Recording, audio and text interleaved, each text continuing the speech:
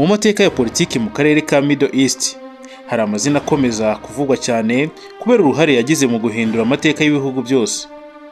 Muri ayo mazina imwe mu akomeye ni irya Ali Khamenei, umugabo wamaze imyaka irenga 30 ari ku mwanya ukomeye kurusha indi yose mu gihugu cya Iran. Ali Khamenei yavukiye mu mujyi wa Mashhad ku itariki ya 19 z'ukwezi kwa kane 1939 mu muryango woroheje w'abanyedini. Se yari umwarimu w'idini rya Islam, bityo kuva akiri muto Khamenei yarezwe mu buzima bwuzuyemo amasengesho, amasomo ya Quran n'inyigisho z'amategeko ya Islam. Ubu buzima bwo mu muryango w'abanyedini bwatumye akiri umwana atangira kugaragaza inyota yo kumenya byinshi ku idini ndetse no mu miyoborere y'abayobozi b'igihugu. Mu myaka y'1960 Iran yari iyobowe n'umwami Muhammad Reza Pahlavi wari uzwi nka Shah wa Iran. Ubutegetsi bwe bwashyigikirwaga cyane n'ibihugu byo mu burengerazuba bw'isi, cyane cyane Leta Zunze Ubumwe za Amerika.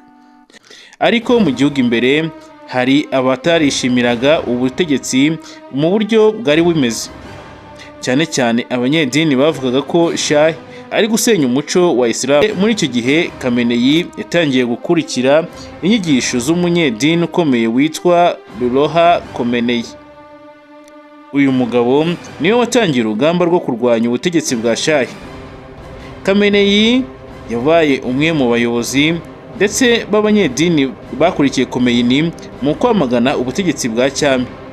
Yatangiye kwandika inyandiko, gutanga ibiganiro ndetse no kubwiriza abantu ko Iran igomba kuyoborwa n'amahame ya Islam. Ibi byatumye ubutegetsi bwa Shah bumufata nk'umuntu uteje ikibazo ku isi. Mu myaka yakurikiyeho Khamenei yafunzwe inshuro nyinshi cyane ndetse anashyirwa mu kato, ariko ibintu ntibyigeze bimuca intege, ahubwo byamuhaye izina mu banyedini barwanyaga ubutegetsi bwa cyami.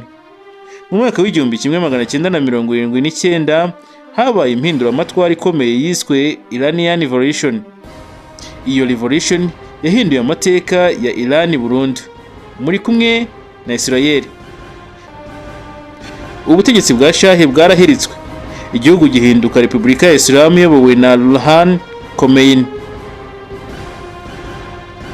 Nyuma y'iyo mpinduramatwara, Khamenei yabaye umwe mu bayobozi bashya bagize uruhare mu kubaka ubutegetsi bushya. Mu mwaka w'1981 yatorewe kuba perezida wa Iran. Icyo gihe igihugu cyari kiri mu ntambara ikomeye yayihuzaga na Iraq. Yarwanyaga Iraq cyari kiyobowe na Saddam Hussein. Iyo ntambara yamaze imyaka 8 ihitana abantu babarirwa muri za miliyoni ku mpande zombi. Mu mwaka w'1946 nyuma y'urupfu rwa Ruhollah Khomeini habaye ikibazo gikomeye cyane kumenya uzamusimbura.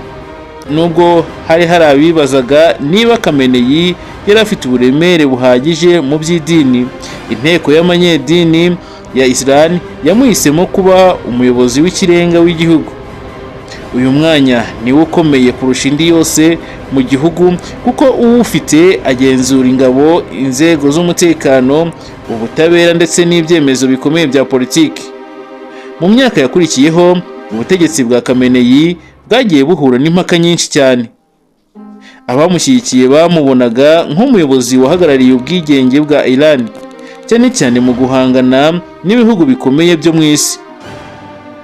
Ariko abamurwanyaga bavugaga ko ubutegetsi bwe bukoresha imbaraga nyinshi mu gucecekesha abatavuga rumwe nabwo.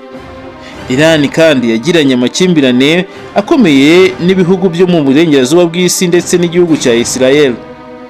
Ibi byatewe cyane na gahunda ya nucleaire ya Iran ndetse n'inkunga Iran yashinjwaga guha imitwe nka Hezbollah ndetse na Hamas. Mu gihe cye ku butegetsi, Iran yahindutse igihugu gifite ijambo rikomeye mu karere ka Middle East cyangwa se mu burasirazuba bwo hagati. Ariko nanone igihugu gihora mu makimbirane akomeye n'amahanga. Ku bijyanye n'umubare w'abantu bapfuye kubera politiki y'imyigaragambyo yabaye mu gihe cye ku butegetsi, imiryango iharanira uburenganzira bwa muntu ivuga ko abantu ibihumbi byinshi bapfuye cyangwa bagafungwa mu bikorwa byo guhashya imyigaragambyo.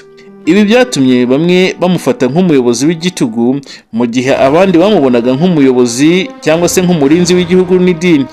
Ubuzima bwa Ali Khamenei bwasigaye mu mateka nk'ubw'umuntu wavuye mu buzima bworoheje bw'umunyedini akinjira mu mpinduramatwara yahinduye igihugu cye akaza kugera ku mwanya ukomeye cyane mu buyobozi bwa Iran. Inkuru ye yuzuyemo urugamba, politiki, intambara n'impamba, kandi izina rye rizakomeza kuvugwa igihe kirekire mu mateka ya Middle East n'isi yose. Ntibibagirwe gukanda subscribe, like na share niba ushimishijwe n'ibi biganiro byacu. Ciao ciao.